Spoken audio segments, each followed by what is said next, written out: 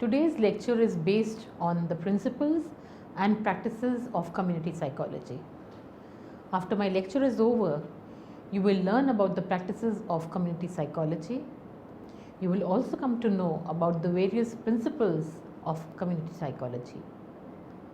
You shall be able to identify when to use which practice and in what situation. You will also be able to evaluate the pros and cons of each principle and practice. Let me give you an introduction to community psychology to begin with. Community psychology represents a new way of thinking about people's behavior and well-being in the context of all the community environments and social systems in which they live their lives. Our intention is to develop that way of thinking and to show how the perspective is applicable to a very wide range of contemporary problems. One of the most exciting aspects of community psychology is that the field is still developing and defining itself. It is not easily reduced to the traditional subdisciplines in psychology for several reasons. First, community psychologists simultaneously emphasize both applied service delivery to the community and theory-based research. Second, they focus not just on individual psychological makeup but also on multiple levels of analysis. These levels of analysis range from the individuals and groups to specific programs and to organizations and finally to whole communities. Third, community psychology covers a broad range of settings and substantive areas. A community psychologist might find herself or himself conducting research in a mental health center on Monday, appearing as an expert witness in a courtroom on Tuesday, evaluating a hospital program on Wednesday, implementing a school-based program on Thursday, and organizing a neighborhood association meeting on Friday.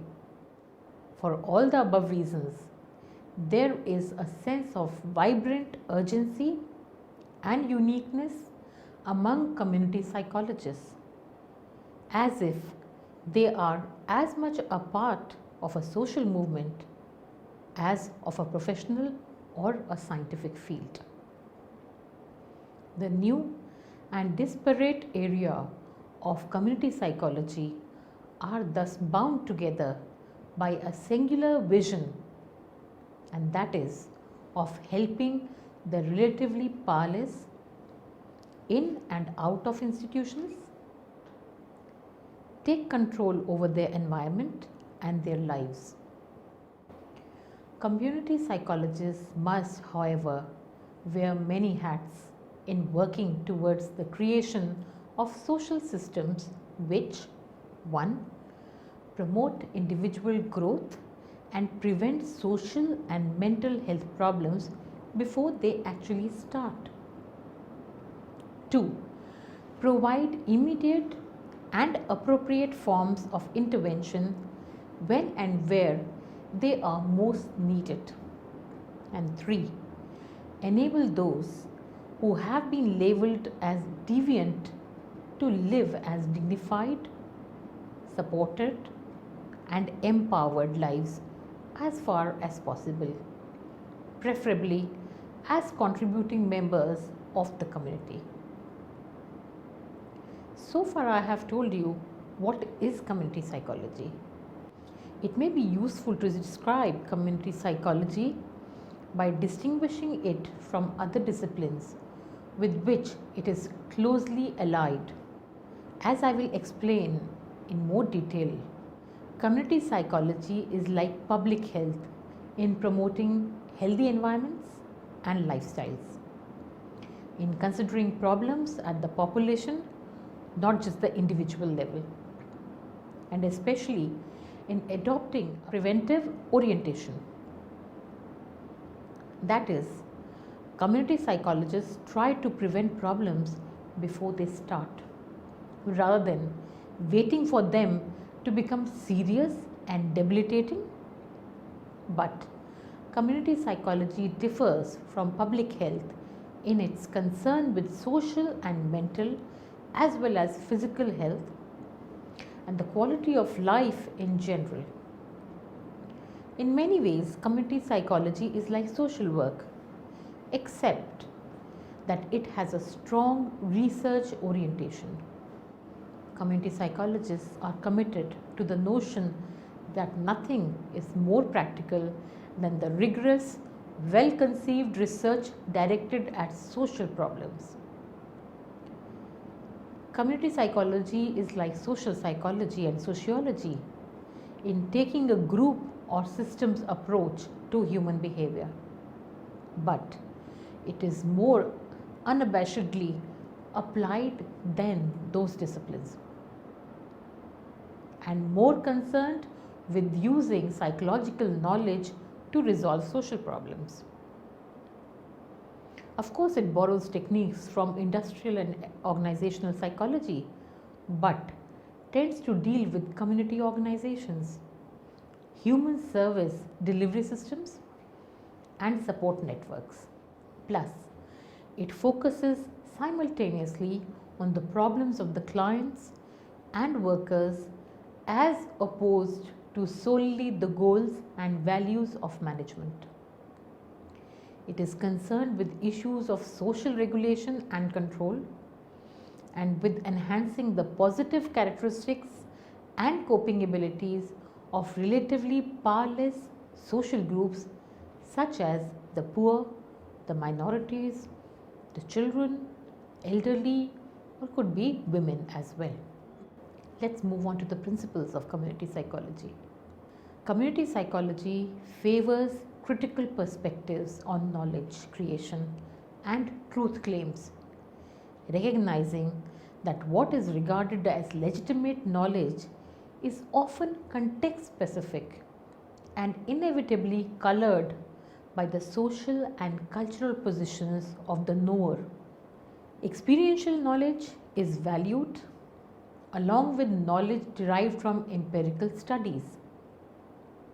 Thus, community psychology research employs a wide range of methodologies, the choice of method being determined by the particular context and issue being addressed.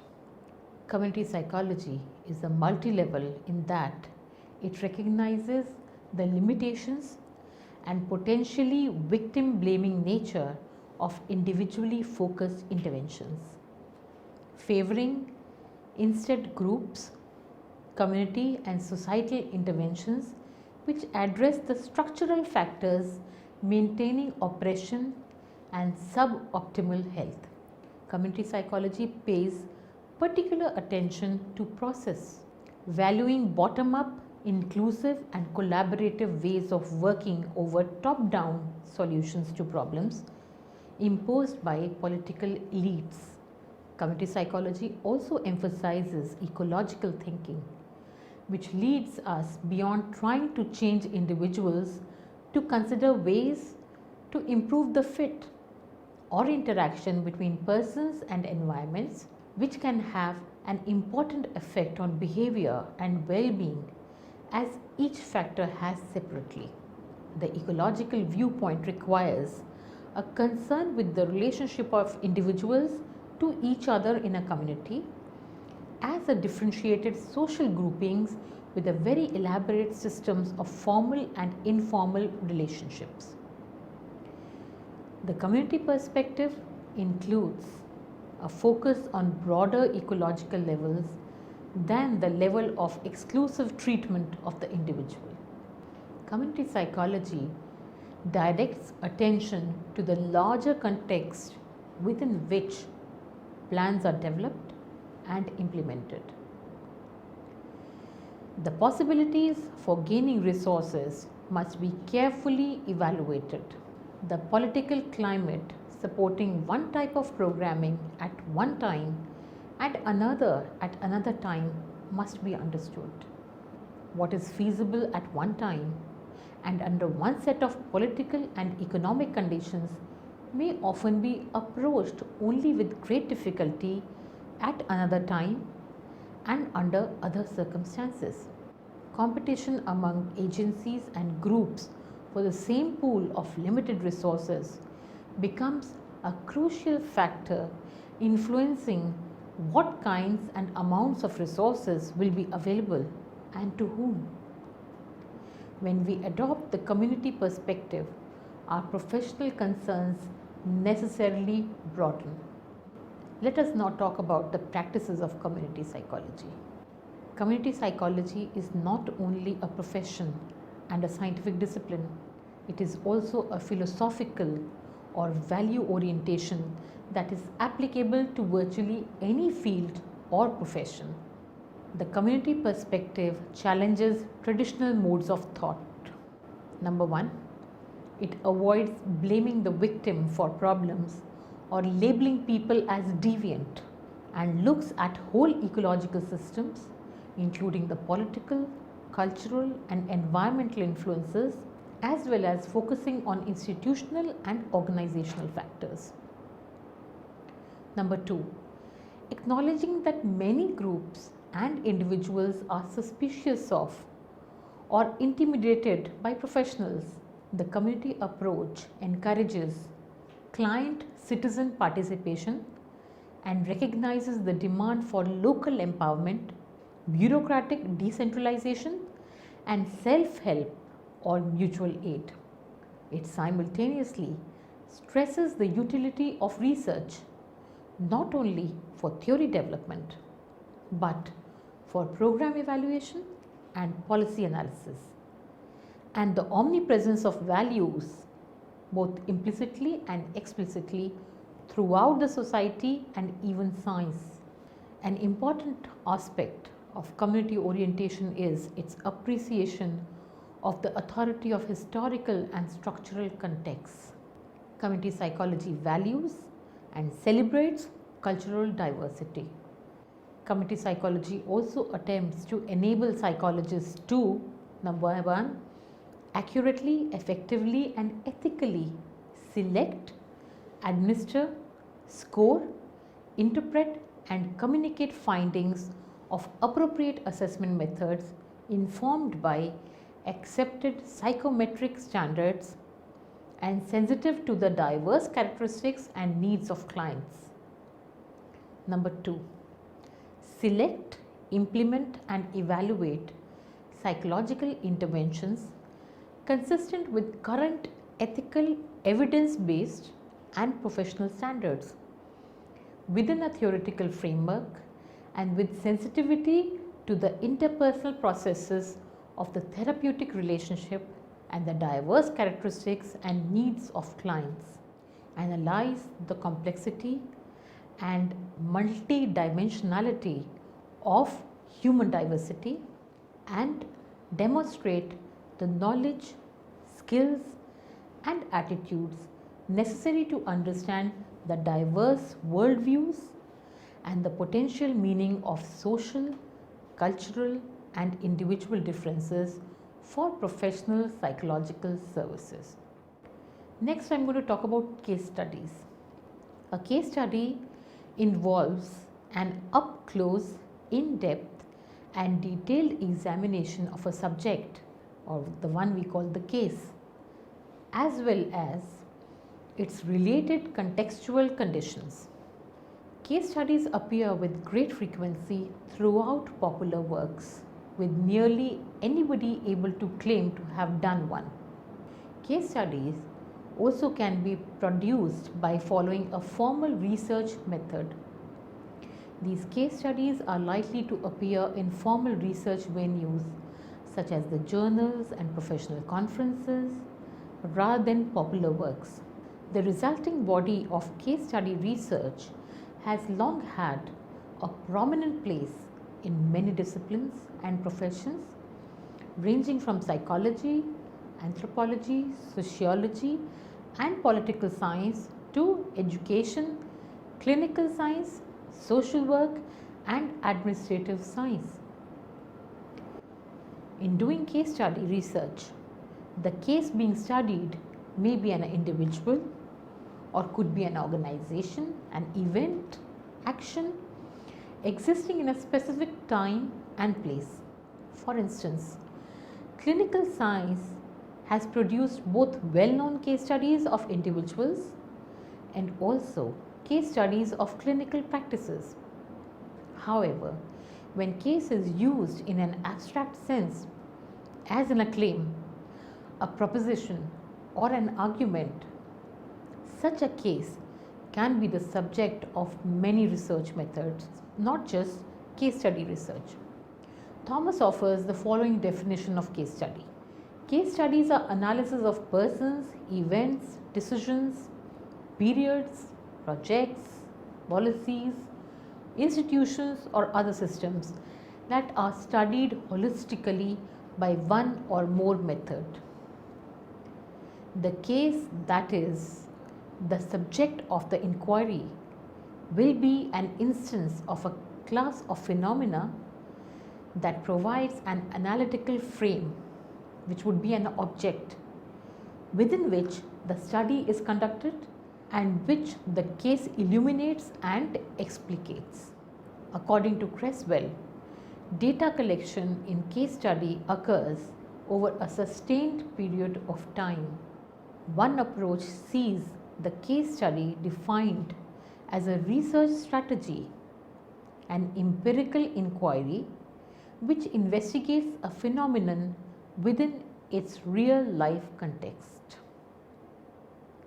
Case study research can mean single and multiple case studies, can include quantitative evidence, relies on multiple sources of evidence, and benefits from the prior development of theoretical propositions.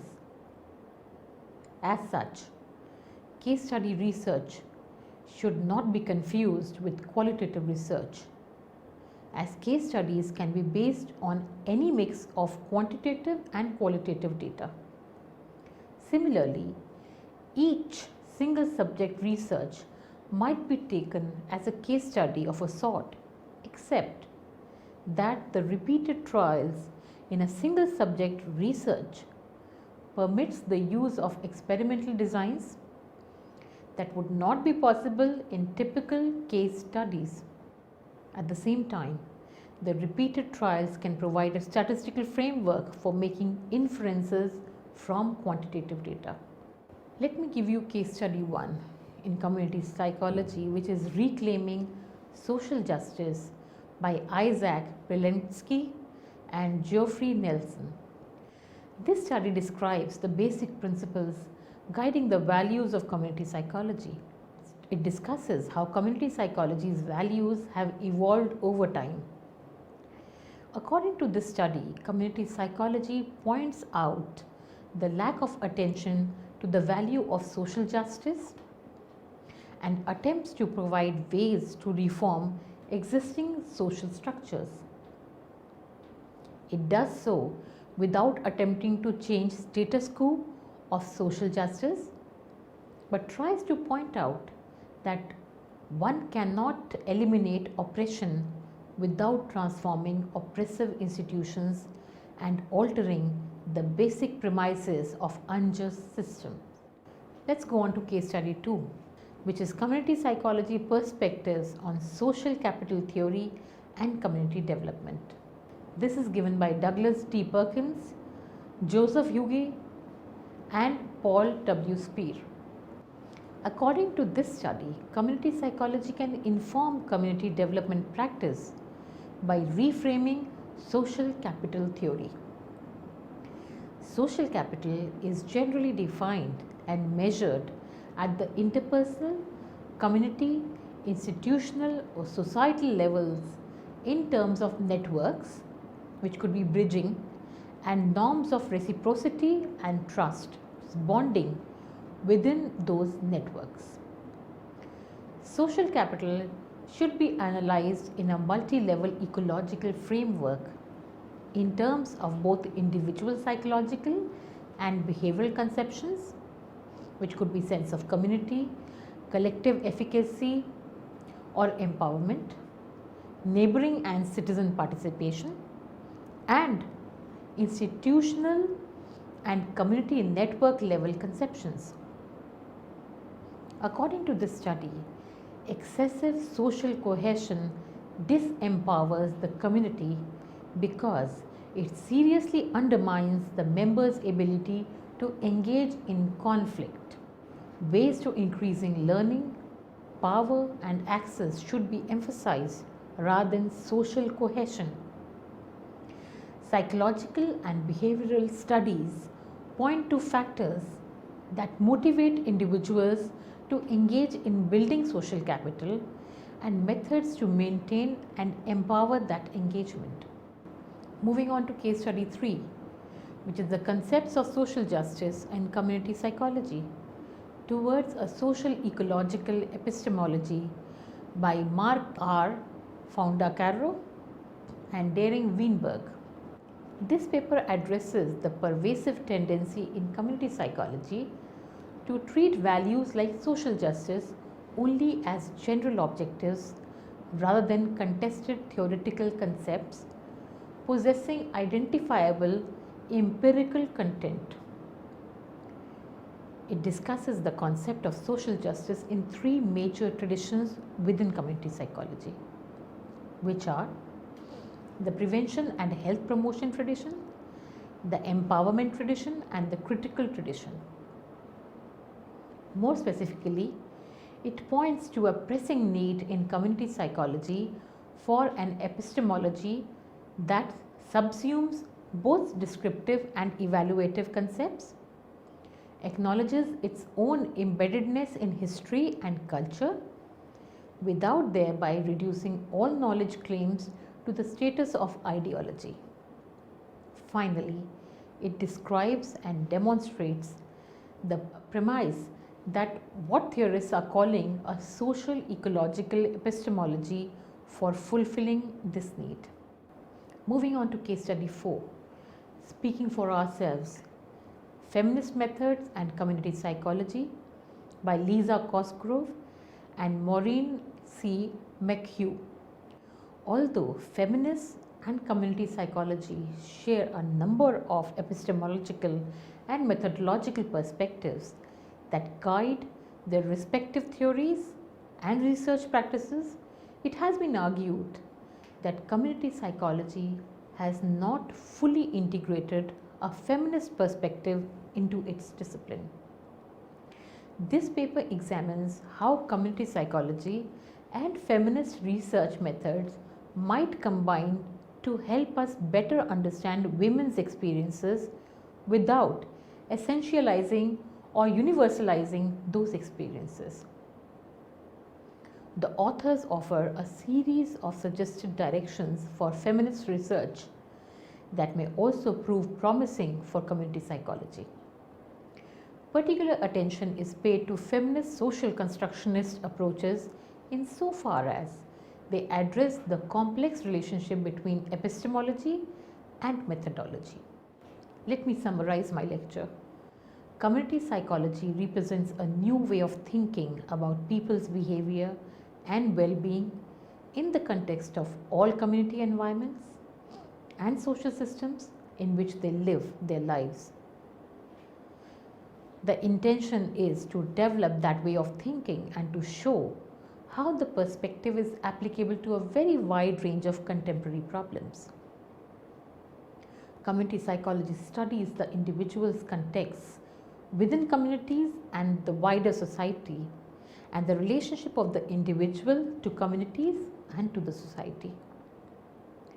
Experiential knowledge is valued along with knowledge derived from empirical studies. Community psychology is multi-level in that it recognizes the limitations and potential victim-blaming nature of individually focused interventions, favoring instead group, community and societal interventions which address the structural factors maintaining oppression and suboptimal health. It avoids blaming the victim for problems or labeling the people as deviant. It stresses the utility of research not only for theory development but for program evaluation and policy analysis. Community psychology values and celebrates cultural diversity. Community psychology also attempts to enable psychologists to accurately, effectively, and ethically select, administer, score, interpret, and communicate findings of appropriate assessment methods. Case studies are analysis of persons, events, decisions, periods, projects, policies, institutions, or other systems that are studied holistically by one or more method. The case, that is the subject of the inquiry, will be the instance of a class of phenomena that provide an analytical frame and object within which the study is conducted and which the case illuminates and explicates.